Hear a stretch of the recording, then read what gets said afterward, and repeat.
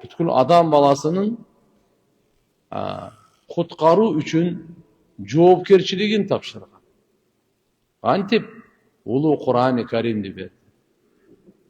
Ыйык, кереметтүү, данышманга толо, өкүмдөрү адилеттүү, сөздөрү бардыгы, окуялары бардыгы чын, бир дагы шек күмөнсүз, кыямат күнгө чейин сактала турган ушундай Алла Таала мужиза китебин сиздерге, биздерге пайгамбарыбыз Мухаммад алейхиссалам аркылуу берди.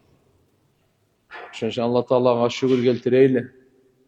Пайгамбарыбыз саллаллаху алейхи вассаламдын ушундай улуу неемат бергендигине чексиз шүгүрлөр болсун. Пайгамбарыбыз Мухаммад алейхиссалам улуу дуаларында бүткүл үммөткө жашоонун бир жолдомосун, эрежесин үйрөткөн. Сизге, бизге керектүү нерсе эң биринчи дин. Дүйнөдө да жашайбыз, зарылчылыгыбыз бар, бул деле керек. Бирок bundan да маанилүү, түбөлүктүү кала турган ахирет ал дагы керек бизге. Ошон үчүн пайгамбарыбыз адамзатты оңдош үчүн келген. Аталарды оңдош үчүн, энелерди оңдош үчүн, соодагерлерди оңдош үчүн, жаштарды, карыяларды, балдарды, кыздарды, бийлерди, кулдарды, бардык адамзатты оңдош үчүн келген. Пайгамбарыбыз саллаллаху алейхи вассалам улуу дуасында мындай дейт: Аллахумма аслихли дини аллади хуа исмату амри. Я Алла, менин динимди оңдоп бер. Анткени бардык иштерим сакталуусу дин менен. Дин менен биздин абирибиз сакталат, жаныбыз сакталат, мал мүлкүбүз сакталат турган. Дин менен бардык нерселерибиздин сакталуусу дин менен. Бала чакабыздын дагы, башкасынын дагы сакталуусу дин менен. Ва аслих ли дуньяя аллати фиха мааши. Я Алла, мен дүниемди оңдоп бер. Бу дүйнөдө мен жашоо тиричилигим бар.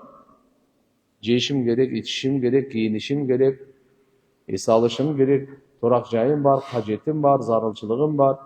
Ошон үчүн мен, я Алла, дүниемди дагы оңдоп бер. Кыжалатчылыктан таза жашоо бер. Күнөөлөрдөн таза жашоо бер.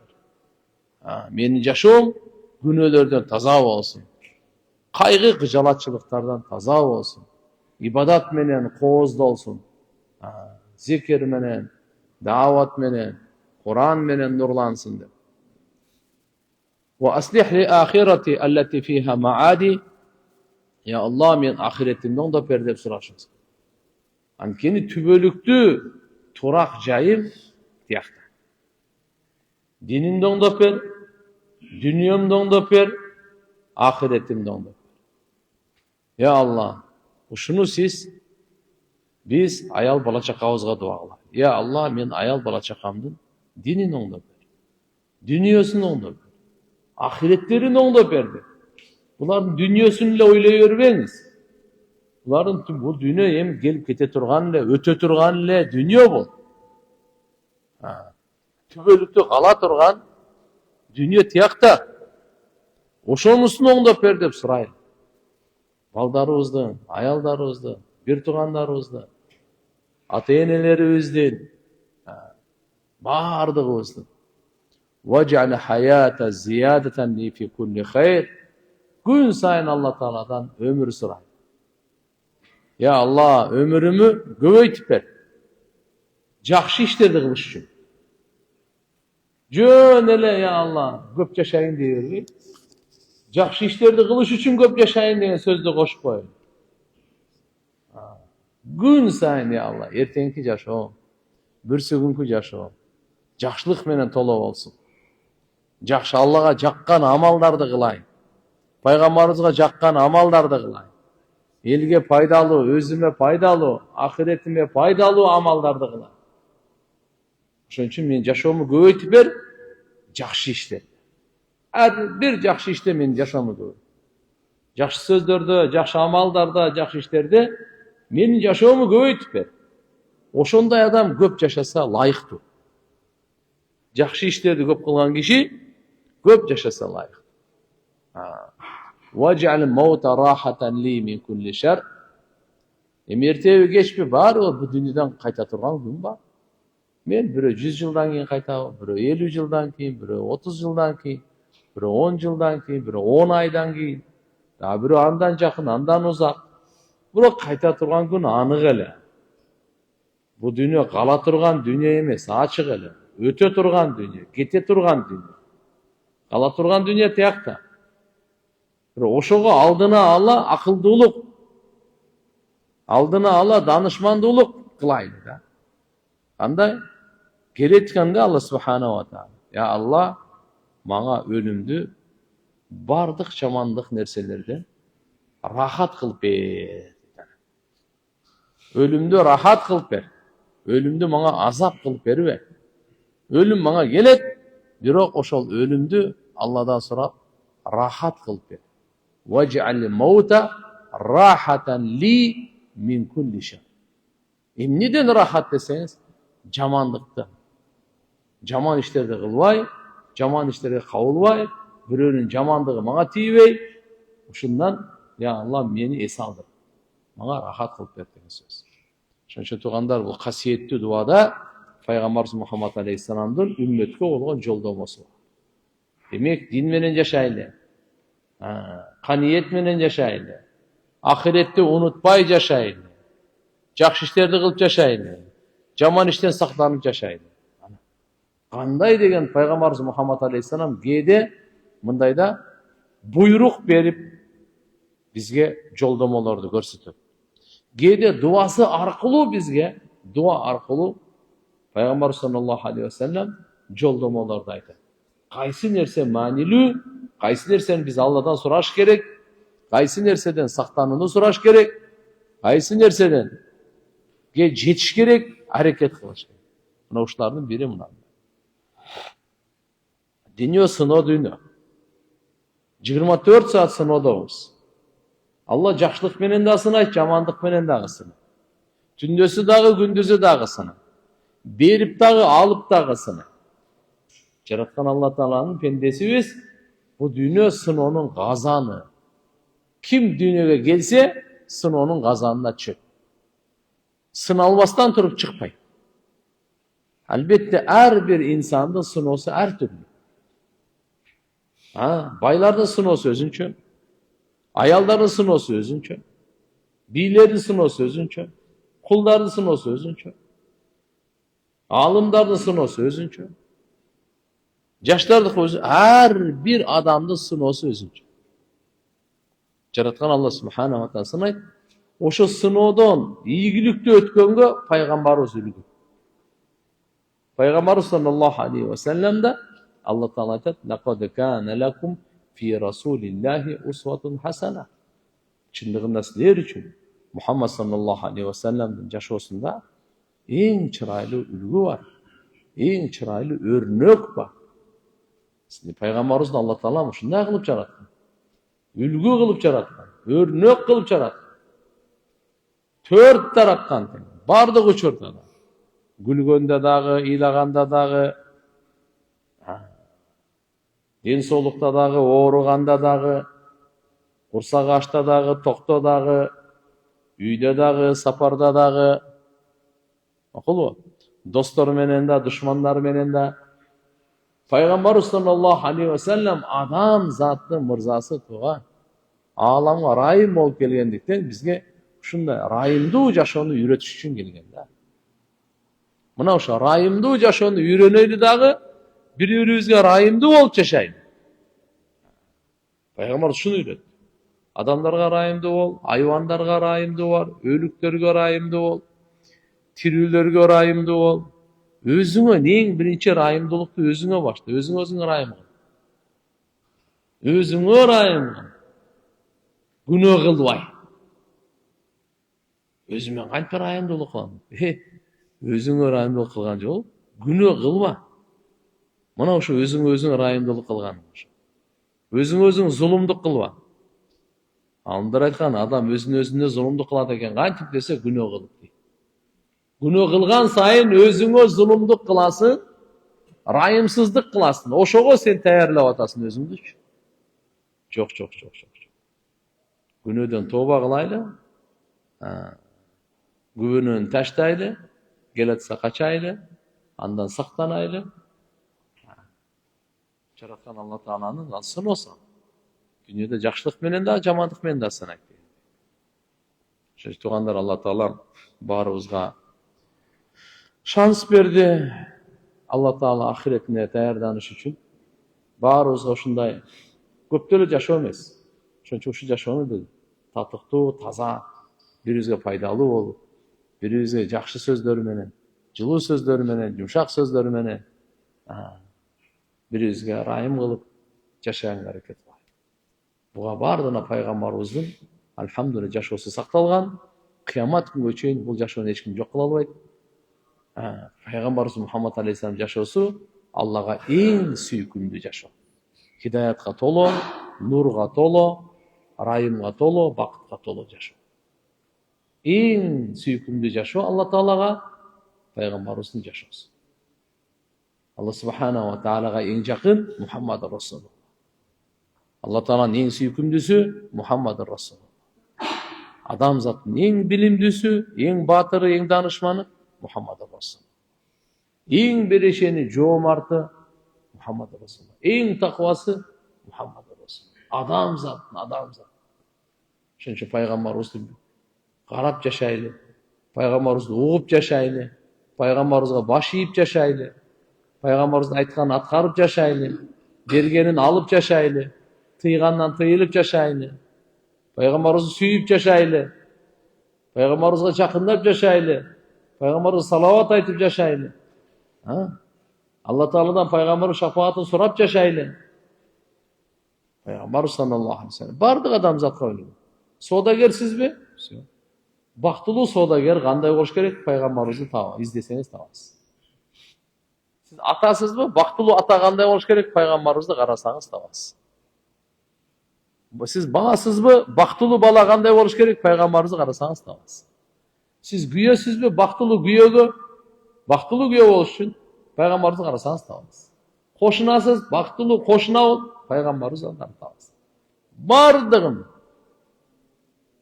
пайгамбар саллаллаху алейхи ва саллям бүткүл адамзаттын мынакей бактылуу боло турган жолун алып келди.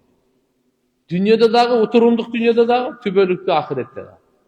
Эки дүйнөдө тең кемчилдиксиз бактылуулуктун жолун пайгамбар саллаллаху алейхи ва саллям. Пайгамбарыбыздын алып келген дини ал бир топ амалдарды өзүнө камтыйт.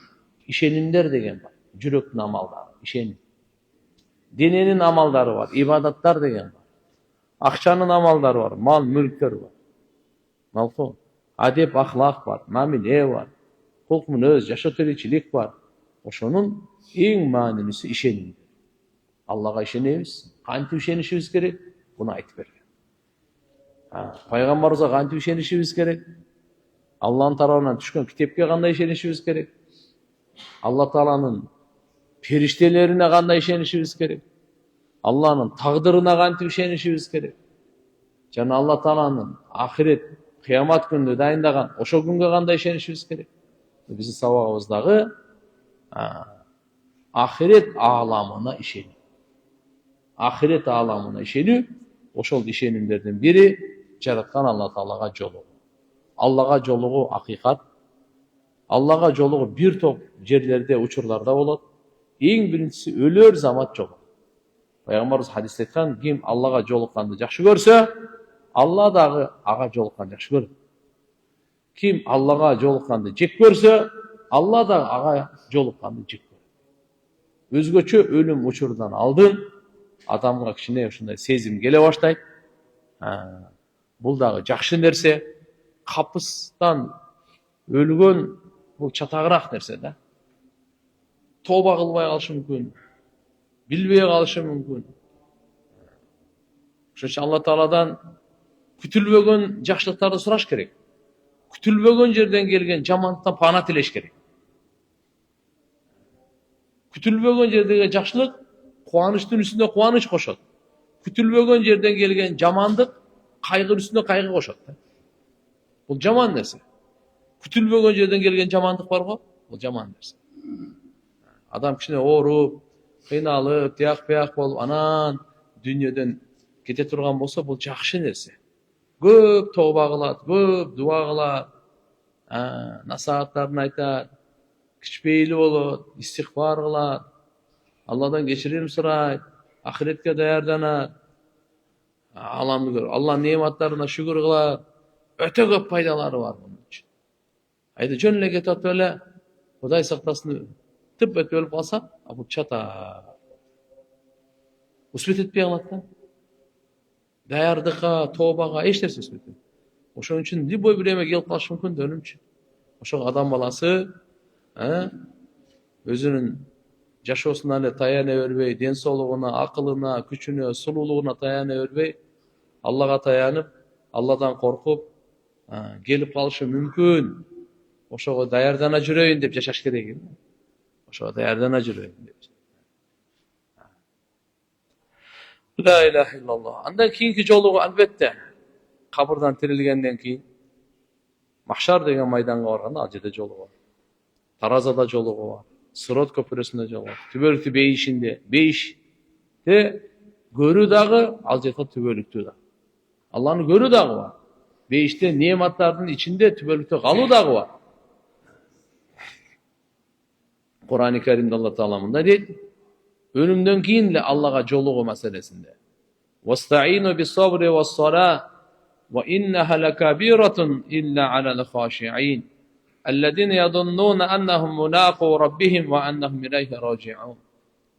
Jana sizler jardam suragıla, sabırdуулuk, jana namaz menen. Allah Teala öz aytып атат. Allah'dan jardam suragıla, sabırdуулuk жана namaz menen. Meyli rızkıga olsun, din soluqa olsun, hidayatga olsun, dinge olsun, düşmanga karşı olsun, iyilikке жетүү olsun, düşmanga üstөмдүүлүк olsun, baktıluluk. Kıskası aytkanda bardıq sizdin qanday oyunuz var dünya ahiretin жақшылығына Allah'dan jardam surаңыз эки жол. Sabırdуулuk menen namaz.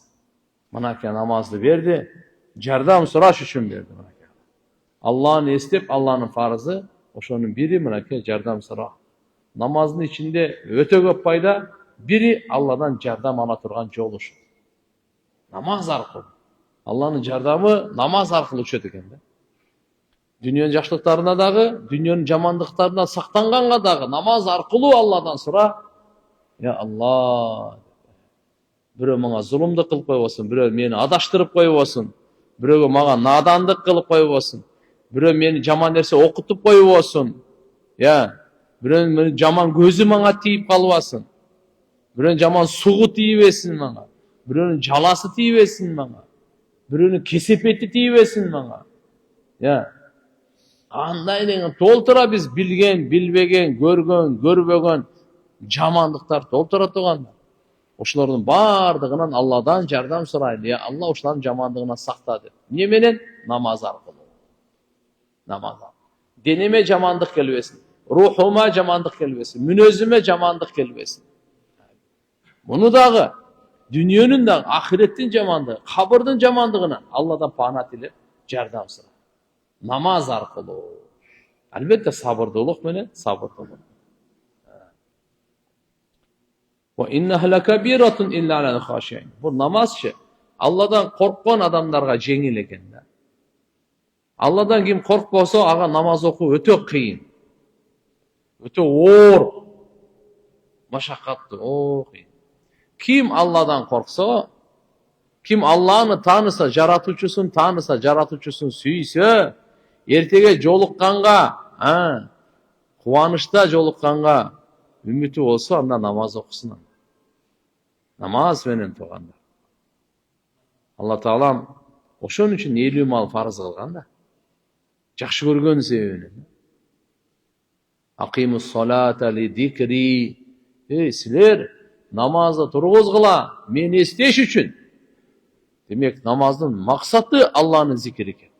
Allah'ını естеш üçün biz namaz okuyoruz.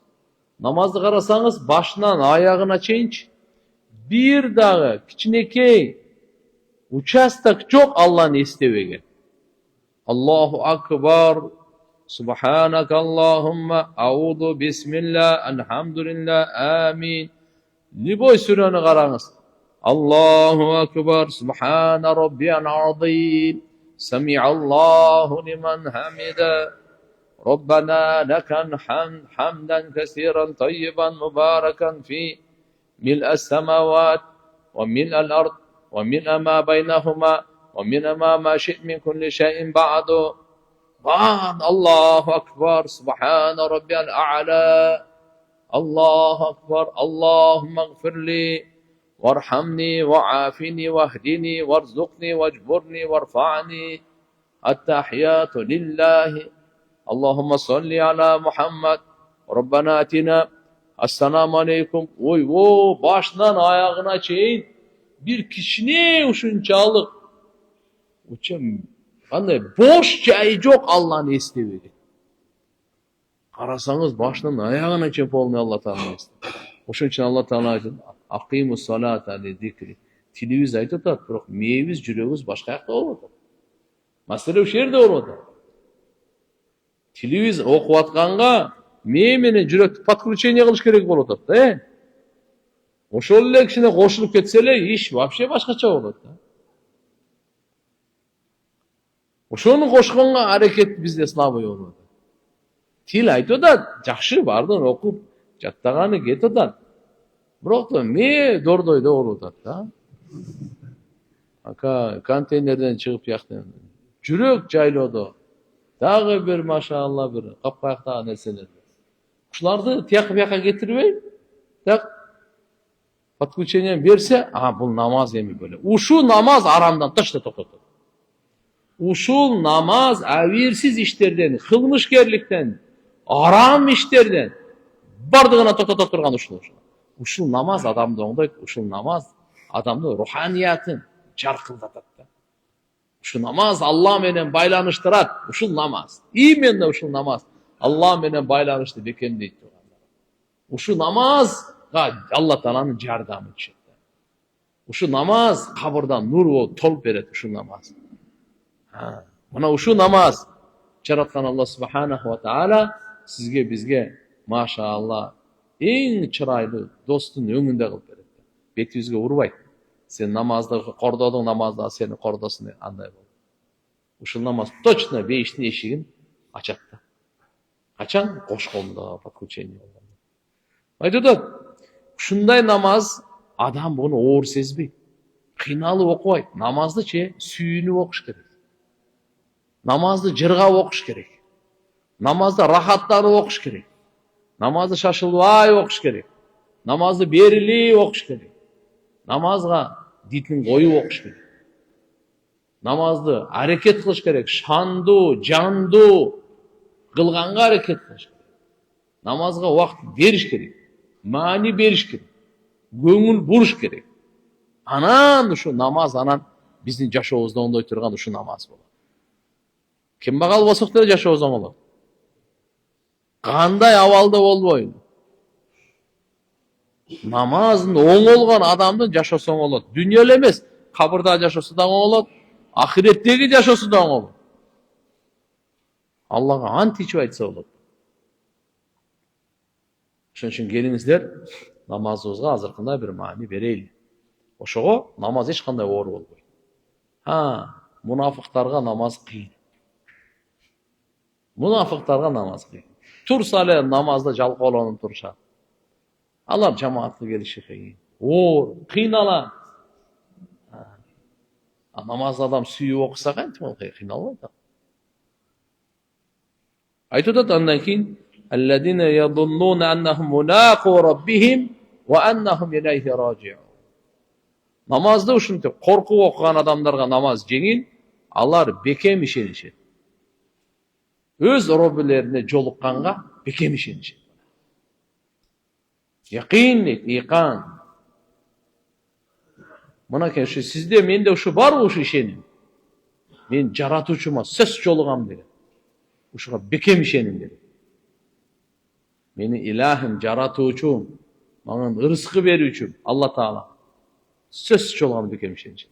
Жана кыямат күнү кабырдан тирилгенден кийин ага кайтып барууга ишенишет.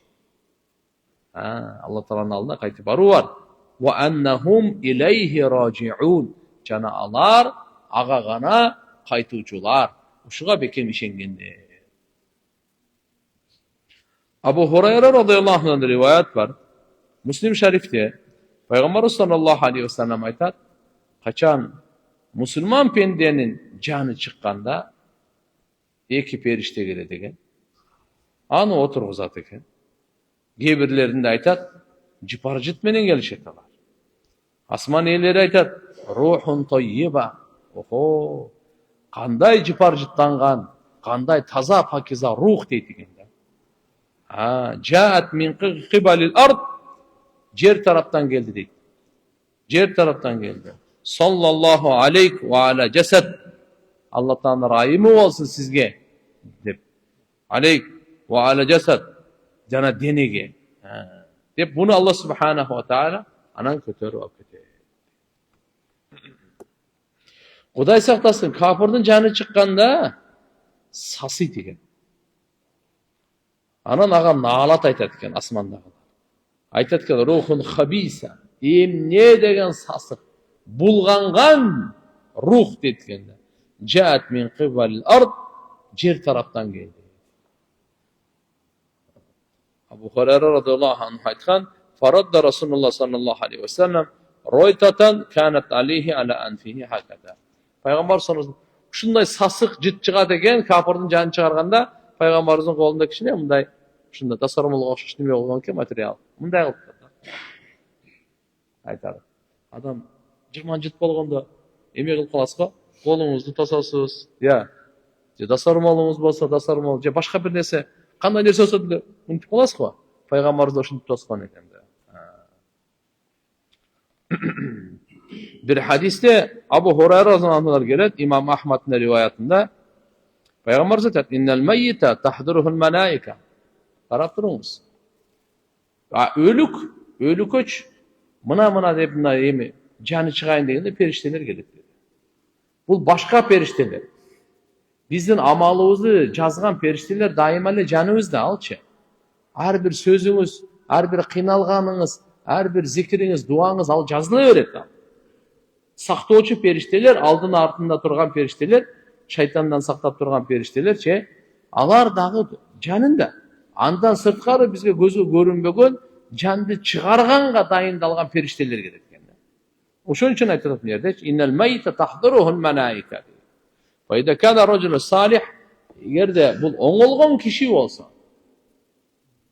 rajulun salih, иманды оңолгон киши деп салих деп оңолгондо айта кандай? İşenimi oң. İbadatı oңolgon. Мүнөзү, кылык мүнөзү oңolgon. Мамилелери бардыгы. Oңolgon kişi olsa kандай болот? Peygamberimiz айтып атат. Qalu oşo perişteler aytат экен да. Ne deydi? Uhruji ayyatuhan nafsu tayyiba. Gelip durup bu canın çıkarıp atkanda aytат экен. Ey taza can, çık deneden deytken da. Hazır emi adam degenden ne? İki nerseden turat da. Dene, can. Ekon birgende mınaki adam. Akıl bu. Ekon ajıraganda mayit dep koydu. Ölük de bu. Turup da koydu. Oruslar ya. Adam neyse o turup da al. Şu az ajırayelek de. Az ajırayelek. Bu maşallah bergen möhnötü jakşı ötkördü da. Allah bergen möhnötü 60, 70, 80 yıl kança olsa candan azırak bu. Bu jakşı ötkördü. Aram nerselerden özün saklap жүрдü. İbadatlı kılıp Allah'ını istep Allah'a şükür kılıp elhamdülillah moynundağı millet atkarıp жүрdü. Bunu oşu arkalı ruhu tazalan. Tarat algan sayın ruhaniyatı, namaz okugan sayın ruhaniyatı, zikir kılgan sayın, tövbe kılgan sayın, istiğfar kılgan sayın, Kur'an okugan sayın bunun ruhu pakiza ciparcıttı. Taptaza ol. Oşun üçün de perişteleri aytat eken. Ne deytken? Uhruci ayyatuhan nafsu tayyiba. Taza can, çıktın deytken. Kanat fil cesedi tayyib. Taza denede eylen deytken. Taza can, taza denede olçu da. Bul gusul menen жүрgön dene, bunu koç. Bul istinca menen жүрgön dene. Бұл дарат менен жүрген дене бұл. Бұның денесі жөнөкөй дене емес. Бұның қолы уурулуктан сақтанған дене. Казинонун барып кумар ойногондон сактанган дене. Арак кармаган кол емес бұның қолы. Путу уурулукка басқан пут емес, каракчылыкка басқан пут емес бұның қолы. Бұның денесі да таза болчу бұның қолы. Таза денеде таза жан. Ошону айтқан. Таза денеде элең, ey таза жан. Сен таза денеде элең, таза жан. Чыккын эми дейт мага. Булар күчпейилдик менен айтат экен. Сураныч иретинде айтат экен. Бул эртеге боло турган нерсе баарыбыздын башыбызда. Эгерде ошого биз карап умтулсак, тазалыкка. Анда Кудай кааласа мына пайгамбарыбыздын айтканы бардыгы келет да, ошо бардыгы. Бардык ушу сөздөрдү угабыз да. Иншалла, иншалла. Агар азыр пока бизде мөөнөт бар, ошого мүмкүнчүлүк бар, колдонушубуз керек. Анда эмне дейт экен? Ухруджи хамидатан. О, мактоого лайыктуу болуп чыккын дейт экен сен, карачы. Машалла. Дүйнөдө шайтан дагы бар эле, напси дагы бар эле, тегереңин бардыгы күнөөлөр толтура эле. Ушунун бардыгына сен каршы күрөшүп, мактоого татыктуу болгон рухсуң сен. Эмне үчүн? Алланын кулчулдугун кылдың. Алланын буйругун аткардың. Орозо тут деди, орозо тутту. Зекет бер деди, зекет берди. Ажыга бар деди, ажыга бар. Намаз оку деди, намаз окуду. Гусул кыл деди, гусул кыл. Тарат ал деди, тарат алды. Кечир деди, кечирди. Кичпейли болду, кичпейли болду. Бардыгын Алланын буйруктарын аткарып, чын сүйлөдү, чын сүйлөдү. Адилеттүү болду, адилеттүү болду. Райымдуу болду, райымдуу болду. Каниеттүү болду, каниеттүү болду. Кайраттуу болду, кайраттуу болду. Охо, мынандайга айтат экен экинчиси, не дейт экен? Ухруджи хамидатан. Ey таза рух, сен макталган абалда чыккын дейт экен. Карачы. Ким? Алла буну мактайт. Алланын периштелери буну мактайт. Ошондой абалда чыккын. Ва абшир би раухин ва райхан ва роббин гайри гадбан дейт. Куш кабарлуу болгон, сага кубаныч, сага куттуу болсун. Эмне? Раух ва райхан. Бактылуулук. Саңа ушундай бактылуулук, саңа рахат, саңа бейпилдик менен. Раух райхан. Ва роббин гайри гадбан. Жана ачууланбаган Роббин. Саңа Алла Тааламдын ачуусу жок, Алланын каары жок. Алла разы болгон, макталган абалда чыккын деп периштелер ушинтип айтат экен. Муснад Ахмадда келет. Абу Хурайра разыйаллаху анху риваятында эстетип коеюн. Мынандай келип пайгамбарыбыз айткан, ушундай кылып периштелер келип чыгарат экен, айтат экен. Периштелер түшүп келипчи. Мынандай куш кабарларды өлүм учурунда эле буга берет да. Буга эч кандай коркунуч болбойт, эч кандай кыжалатчылык болбойт бугачы. Тескерисинче буга сүйүнүү болот. Угуп туруңуз эмне? Фала язалу юқалу лаха хатта тахруж. Ушинтип азыркы сөздөрдү кайталай беришет экен периштелер. Айта берген барып анан кийин жаны денесинен ажырап чыгат экен да. Сумма ю'ражу биха ила сама. Кийин ошол жанды асманга көтөрүлүп алып чыгып кетет. Жанды асманга чыгып экен. Асман жака көтөрүлөт экен. Биз жан чыкканды деле көргөн жокпуз. Эми жан чыкканын көрбөгөндөн кийин асманга көтөрүлгөнүн көрөбүзбү? Мына жаныбызда турган көрбөсөк, адамдар асманда дронду көрө албай жүрөт азыр. Демек, мынакей жаныбызда ошо жан чыккандан кийин пайгамбар дейт, асманга алып чыгат дейт.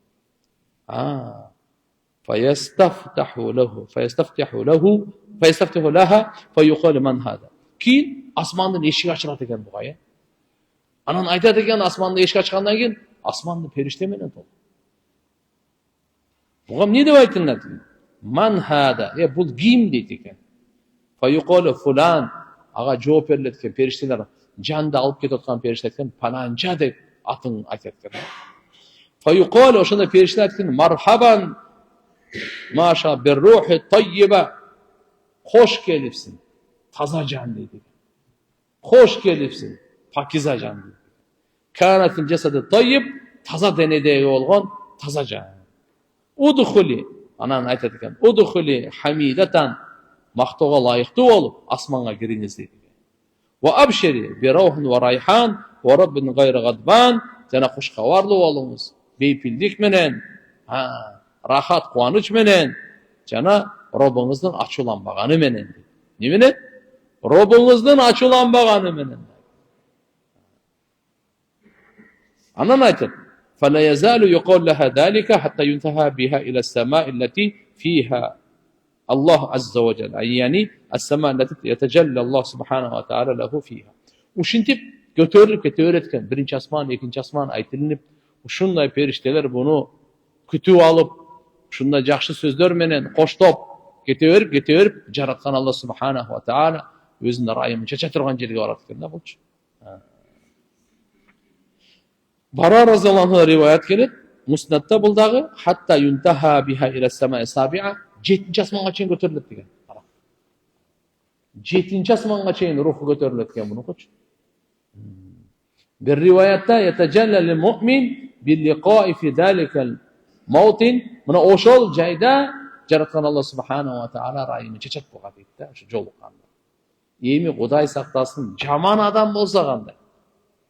Namaz okubaydı, aldaydı, Allah'a şükür kılbaydı, Allah'ını istebeydi, Allah'ın nimetini tanıbaydı, Allah'dan korkbaydı, Allah'dan ümit kılbaydı. Kılganı günü aram, алдайды, сөйлөгөнү, текебет, бардык күнөнүн башында рожулу су дейт буну. Ушуга айтат экен да, бунун эми руханияты өлдү да буну. Күнөө кылган сайын караят. Күнөө кылган сайын адамдын жүрөгүнө дак, кара дак түшөт. Руханияты караят, күнөө кылган сайын адамдын руху сасыйт. Сизге, бизге билинбеген менен күнөө кылган сайын адамдын руху сасык болот. Өзі адамдай сасыған нәрсе жоқ өзі. Адам өте тезінен болады. Жөнөкөй иттин өлүгү, башканын өлүгү муну якта эле калат да. Алла сактасын. Хадистерде келет, Пайгамбар саллаллаху алейхи ва саллям айткан, адам жалган сүйлөгөндө, оозунан ушундай сасык жыт чыгат дейт. Периштелер жанында тура албай, bir milge чейин качып кетип калат. Ошончо узакка чейин качып кетип калат. А бизге билинбейт. Адамдар бири-бирин алдаса, алдап жалган сүйлөп билинбейт. Периштени, демек сасыктыгына. Ошон үчүн күнөөлөрдө сасыктык бар. Ал эми таат ибадатта алхамдулилlah жыттуулук бар. Мына жерде айтат экен, сасык жыттанган жан чыккын deydi. Sasık denede eğlensen deydi. İstincanı bilvese, gusül taharatı bilvese, namazını bilvese. Sasık denede eğlen deydi. Uhruci ayyetuhan nafsır habisa. Kanat fil cesedille habis. Uhruci damimatan. Maqtalgan emes. Tiginin canın maqtalgan, Allah maqtagan. Бұл еми жамандалған. Періште да жамандаған бұны, Алла да жамандаған, күнөө кылган сайын жамандаган, күнөө кылган сайын Аллахтан наразы түшкөн, ошондой абалда чыккан. Ва абшири би хамимин ва гассак. Эми сага куш кабарлап не менен? Ириң менен, кайнаган суу менен, кайнак суу менен сени куш кабарлайбыз дейт. Дозоктун суусун кайнаганычы страшный экен да. Жакындатканда эле, пока келилек бетинечи, жакындатканда эле бети шылынып калат дейт. Ушунчалык ысык, ушунчалык кайнак. Башына куйганда шыпырылып калат дейт. Чачпайт бир иштеге салып. Ириң, кан каралаш ириң, гассак деп калат. Мына ошондойду ичирет экен. Аллахым бары сактасын. Өзү өтө жаман. Кыскасы айтканда, ушу сөздү айта берет экен, жан чыкканга чейин. Кийин анан буну да асманга алып чыгат экен. Асмандын эшиги ачылсын дегенде алар айтат экен, ким бул дегенде паланча дейт.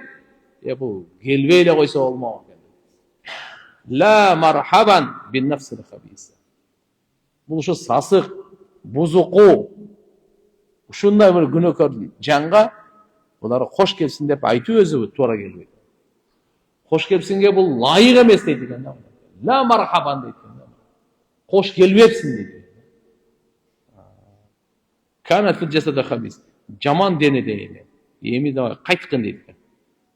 Саңа асман эшиктери ачылбайт дейт. Андан кийин ана кабырга алып кайтарып, кайра алып келет экен. Кандай болбосун, риваяттерде келет, андан кийин булардын кайсы жакка алып барып кандай азап болот, Алла алам. Ибн Касир рахматулла алейх айткан, жана Насаи, Ибн Мажа, булардын баардыгы ушул риваят келтирген ушул. Алла Таала Кур'ан-ы Кариминде мындай дейт тугандар: "Калла ида балагат ат-тарaqi wa qila man raq wa dhanna annahu al-firaq waltaffat as-saq bis-saq ila rabbika yawma idin al-masaq." Карачы Кур'ан-ы Каримде Алла Таала кыяматты жалганга чыгаргандар, андай дебегиле, эч кандай андай дебегиле. Эсиңерде болсун ал. Жараткан Алла Тааланы жалганга чыгарбагыла, кыямат жалганга чыгарбагыла. Качан балагаты таракия дегени, качан жан, рух барго алкымга келгенде. Алкымга келгенде. Ошондо айтылат деген вакила ман рак.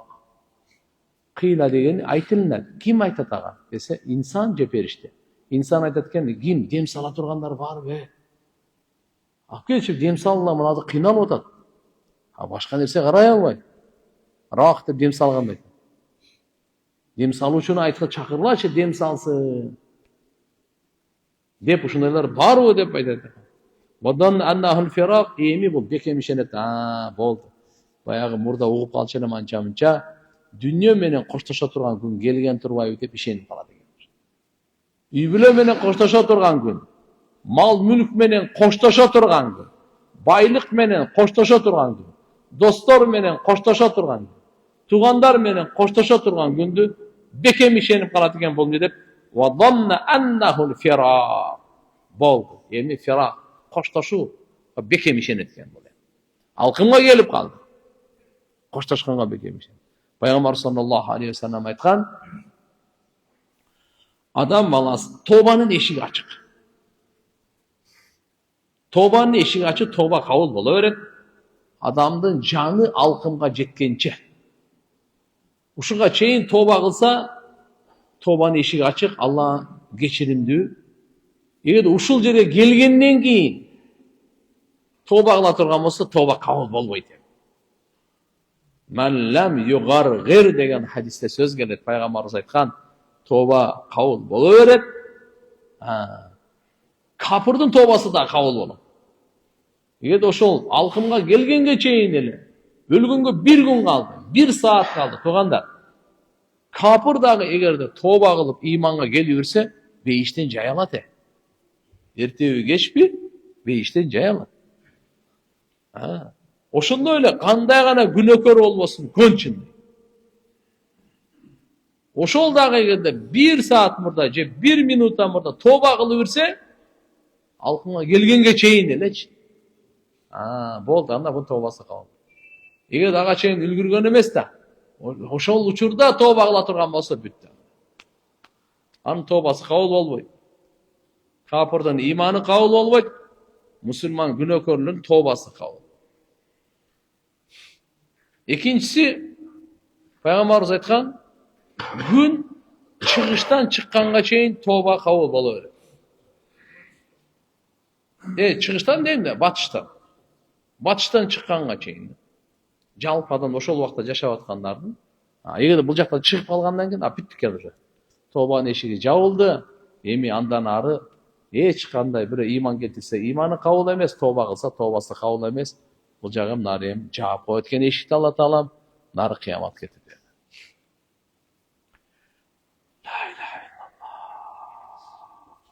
Демек, бул жерде Алла субханаху ва таала эскертип атат. Бизге мындай сокку, кагуу менен айтып атат. Издажир айюхал акил. Эй акылы бар инсан. Эй акылы бар инсан. Бүгүнкү күндө сен бузукулукта, адашууда, бекапарлыкта токтоткон муну. Мындан тарткын өзүңдү. Бузукулук кылба. Адашууда кетпе. Бекапар жашаба. Бекапар дегени Алланы унутуп, ахиретти унутуп, өлүмдү унутуп жашаба сен. Сен ошол күндү эсте. Кайсыл күндү? Качан жан алкымга келген күндү. Калла ида балагат таракия. Ошол күндү эстеги. Вакила маррак. Айта турганда адамдар жанында отырганда туугандары, шериктери, достору айтып калат экен, буну ушундай абалында, оор абалында көргөндө, дем салганды чакырчы, бир дем салсынчы бирөөгө. Бир шуф-куф кылып койсун бирөөнү дейт. Ушул оорунан шыпа таап кетсинчи. Азыр кыйналып атат. Кыйынчылыгы кетсинчи деп. Вакина маррак деп. Же болбосо периштелер айтат экен, кээ-биринеч буну рак деген экинчи мааниси, ким буну асманга көтөрүп чыгып кетет деген сөз. Периштелер. Вакила маррак, бу периштелер айтат экен, ким буну асманга алып чыгып кетет? Кайсы периштелер асманга алып чыгып кетет? Алла адам өлүм учурунда, өлүм төшөгүндө эки түрлүү периште келет. Малаикатур рахма, малаикатул азаб. Райымдуу периштелер келет жанын чыгарганга, же азап периштелери келет жанын чыгарганга.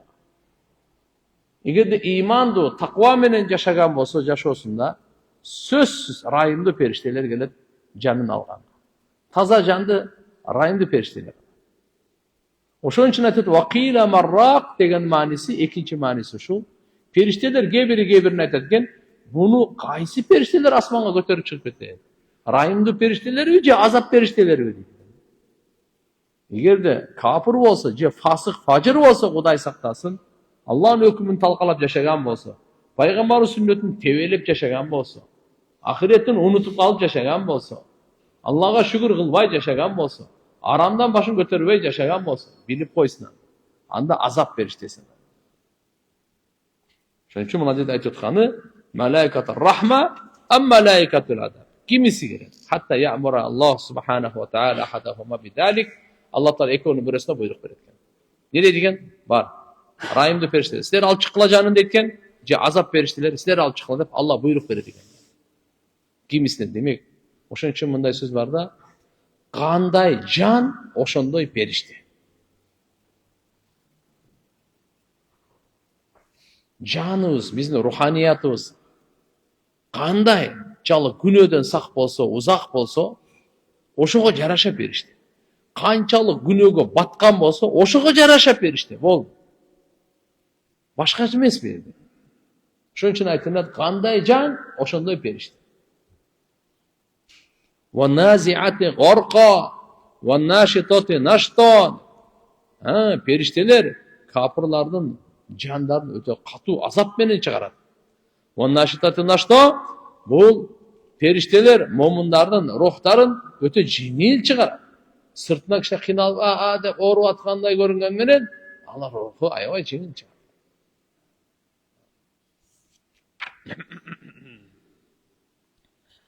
Бул Сахih Бухариде, Сахih Муслимде Абу Саид Худри радhiyallahu анхудан риваят келген хадисте бар. Пайгамбар саллаллаху алейхи ва саллям айткан, демек вакила маррах деген тафсиринде ким буну алып чыгып кетет деген, кайсы периште буну алып чыгып кетет деген, ошол лайыктуураак дейт да. Адамдар биринчи эмне деди эле? Вакила маррах, ким буга дем салат деп эдикпи? Андай да маани бар. Экинчиси, ким буну алып чыгып кетет? Ушуга тастыктап, бекемдеп, маанилерин коштоп келген Бухари Муслимдеги риваят бар. Пайгамбар саллаллаху алейхи ва саллям айткан, силерден мурда деген бир адам болгон экен, ал 99 кишини өлтүргөн экен. Куранда эмне дейт? Бир адамды өлтүрүү бүткүл адамзатты өлтүргөндөй. Бир адамды сактап калуу бүткүл адамзатты сактап калгандай. Караңыз. Демек, адамды канын төгүү бул эң чоң күнөөлөрдүн бири. Адамдын канын сактап калуу бул эң улуу сооптордун бири. Ошо хадисте бир киши мурунку заманда 99 кишини өлтүргөн экен. Анан бир эсине келип калган экен да. Мен ушунча жаман иштерди кылдым, эч бир жакшы ишим жок. Бирок тооба кылсам, тообам кабыл болобойбу деп тынчсызданып отура албай бир адам издеп, жол көрсөтүү үчүн издеп чыккан экен. Рахип деп айтылат. Рахип деген яны абид. издеп барса бир аябай ибадат кылган киши бар экен, ал алым эмес, бирок көп ибадат кылган киши. Ошого барып айтыптыр: мен тоба кылсам Алла Таалам тобамды кабыл кылабы? 99 киши өлтүрүп алганмын. Десе, сен 99 киши өлтүрсөң, тобаң каяктан кабыл болсун деп койгон да. Илимсиздиктен жооп берген да. Аны кошуп өлтүрүп 100 кылып койгон. Дагы отура албай, тынчсызданып, кыйналып, дагы издеп чыккан жол. Анан бир аалымга адамдар айткан: мен жооп билбейм сени. Паланча айылда бир аалым бар, ошодон сура деген го. Барып, ошол аалымга жолуп анан айткан экен: Азирет, мен 100 киши өлтүргөн кишимин. 100 киши өлтүрүп алган. Мен эгерде тоба кылсам чын жүрөктөн, тобам кабыл болобу? Дегенде о киши айткан экен: өтө жаман иштерди кылган экенсиң, бирок тоба кылсаң тобаң кабыл болот деген экен. Карачы. Чын жүрөктөн кейип Алладан кечирим сурасаң, тоба кылсаң, тобанын эшиги ачык, тоба кабыл болот деп айткан. Ошондон кийин бул тоба кылып, бирок бир шарт менен айткан экен: сен жашаган жери барго, айыл. Ал жерден көчүп кет деген экен. Ал жер бузукулук, арам кылган адамдар жашайт, ал чөйрөнү ташта. Мына ал жакта имандуу, таза адамдар бар, ошол айылга көчүп кетип кал. Дегенде макул деп, бул баягы ыплас, бузуку, арам жашаган адамдардын айылында ошол жашаган да. Таштап жолго чыгат да. Орто жолго келгенде Алланын кудуретин караңыз. Бул жака да жетпейт, бул жактан да чыккан. Орто жолго келгенде ажали келип калат. Bunun canını alış gerek. Bunun canını alganга gelgende iki türlü perişte geledigen. Azap perişteleri daha geledigen, rahmat perişteleri daha geledigen. Canı biz alıp ketebiz demiş. Anan ayta degen. Rahmat perişteleri ayta degen, bu tövbe kılıp geletken bolçu. Oşun için biz bunun canını alıp ketişimiz gerek. Azap periştesi ayta degen, bu 100 adam öldürgen. Hiçbir jaşlık kılgan emez. Bunun canını biz alıp ketişimiz gerek dep, bu iki taraftan periştelerin topları talaşıp kaladı. Talaşıp kalganda Allah Teala üçüncü perişteni adamın şeklinde jönötüp durup çeşiçi kılıp jönötüdü. Bular ana aytып ошо адам мындай кылгыла. Силер эки жакты метрлеп өлчөп келгиле. Кайсы айылга жакын болсо, ошол жанын алып кетсин периштелер. Эгерде мына жакшы айылга, имандуу айылга жакын болгон болсо, бул периштелер, райымдуу периштелер алып кетсин. Эгерде күнөөкөр айылга жакын болсо, анда азап периштеси алып кетсин дейт. Чечимди. Санап келсе, Аллаху акбар, риваятта келет, bir карыш имандуу айыл барго, жакшы адамдардын. Ошол жака жакын болуп кеткен. Сразу буну алып кеткен периштелер. Кээ бир жерде де bir карыш эмес, bir сөмөйчө деп айтат. Bir сөмөйчө. Кээ бир риваят келет, bir көкүрөкчө дейт, көкүрөк. Аны кандай дейт, биздин устазыбыз айтып берет эле, Манан Назыр Рахман сап, дамат баракатухум. Ушуну мен Аллахумма салли ала Мухаммад 99-жылы уктум эле. 26 жыл мурда. Ушу хадистичи. Мындай деп айтып берген да. Баягы жаны алып атканда акыркы демди ушул жакшы айылга, имандуу айылга карай чыгарып калган экен да деминчи. Bir көкүрөк эле ошол жака жакындап калган экен да. Санап келгенде точно болгон, bir көкүрөк гана бул жака чыгын райымдуу периштелер алып кеткен. Рахмат периштелер алып кеткен жанычы. Демек ушул хадистен да биз билсек болот, вакина маррак дегендин мааниси кайсы периштелер буну асманга алып чыгып кетет деген мааниде. Bir rivayette mınандай деп айтылат ekan. فأوحى الله تعالى إلى هذه أن تباعدي وإلى هذه أن تقربي وقال قيسوا بينهما فوجدوه إلى هذه أقرب بشبر فقط. Allah Teala tigi айылга буйрук берген экен. Караңыз. Сен узагыраак бол. Күнөөкөр айыл. Жаныма ортодо алынып атпайбы? Бул айылга буйрук берген экен. Сен жакыныраак бол депчи. Анан келди. Bir karış yakınına. Favacaduhu an taptı deyip ila hadihi bil jакшы айылга akraba bir şey bir karış. Cennet aldı.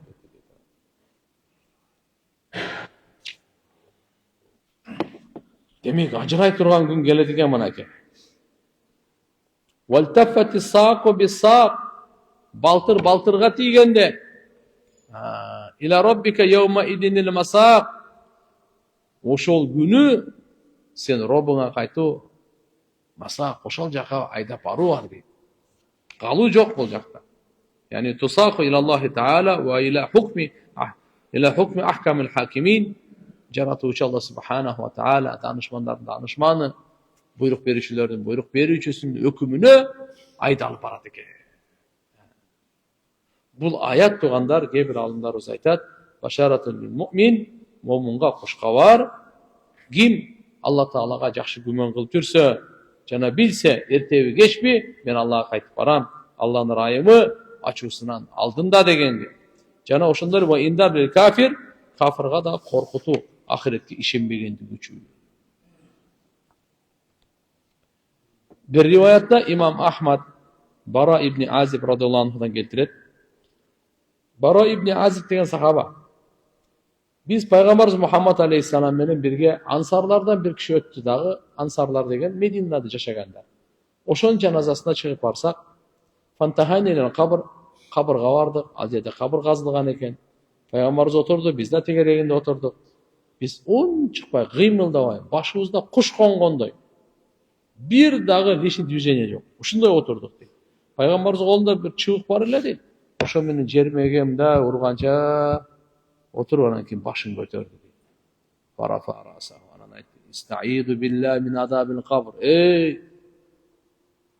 Sizler kabır azabından Allah'dan pana dileyin dedi. İki jolu, je üç jolu şusunu aytdı.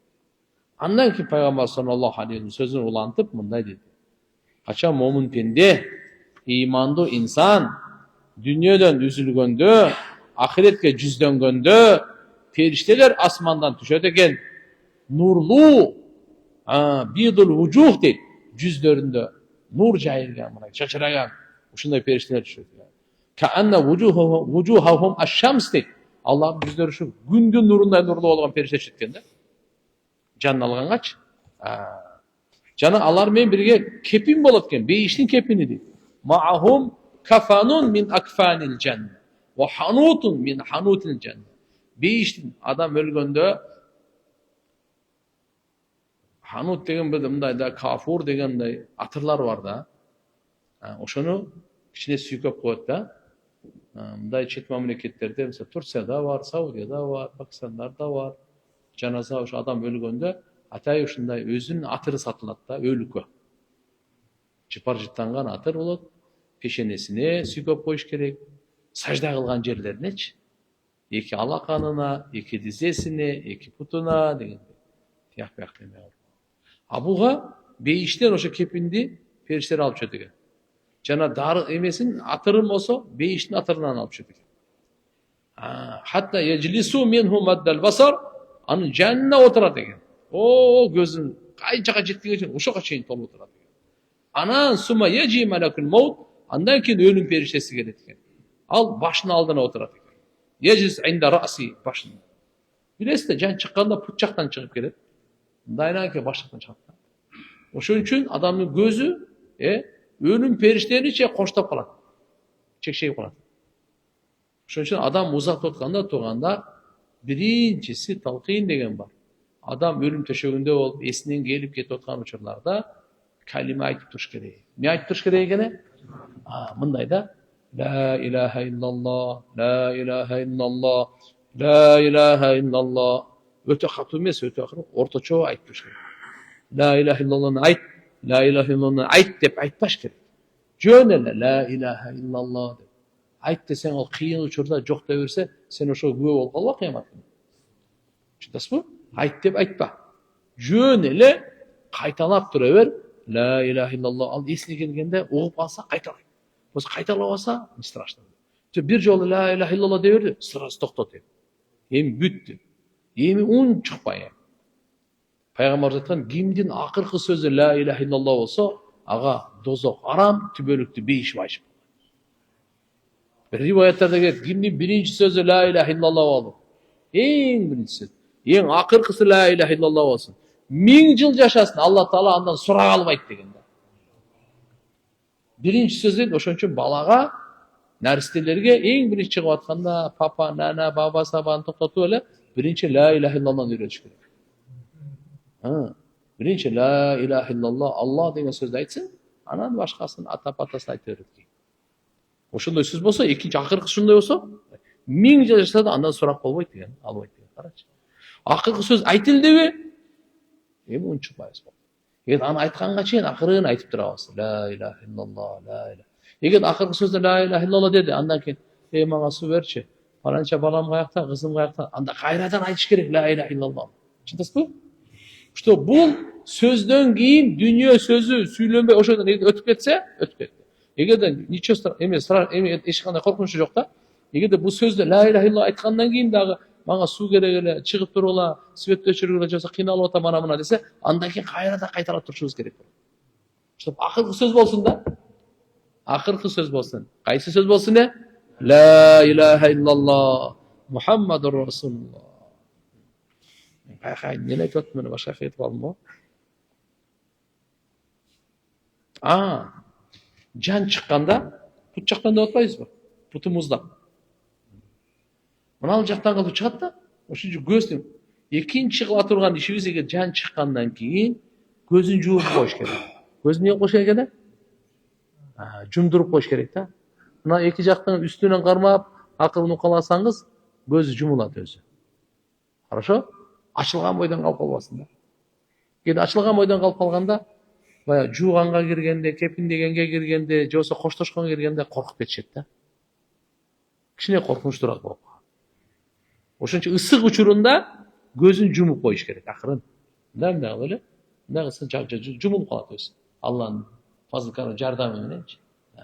Колдору эме болуп калган болсо, ысык учурунда жакшынакай мынакей өзүнүн денесине мына коштоп туруп мындай кылып коюш керек. Буттарым болсо эки бармакты бириктирип коюңуз, азыр катып калганда мындай болуп калат да. Шуну акырына бириктирип коюңуз. Эки бармакты бириктирип хотя бы тизеси менен дагы колдорун түз кылып, баштан көзүн жууп, жаак менен ачылган бойдон калып калса, кайра алда кичине мындай, кичине коркунучтуудай болуп калат да. Макулбу? Ошон үчүн иншалла муну жаагын кичине көтөрүп, оозуну ачылып калган болсо жаак, анан бул жактан акырын байлап коюш керек. Кийин аны гусул алганга чейин кыла турган иштер ушулар болот да. Чындасыздарбы? Андан чочулабай, андан коркпой эле бисмилла деп, жакшынакай кылып коюш керек. Адам баласыбыз, баарыбыздын башыбызда бар. Буну айтып коюшубуз керек. Эртеби кечпи ушундай болуп калат. Жаман айтпай жакшы жок дейт кыргыздар.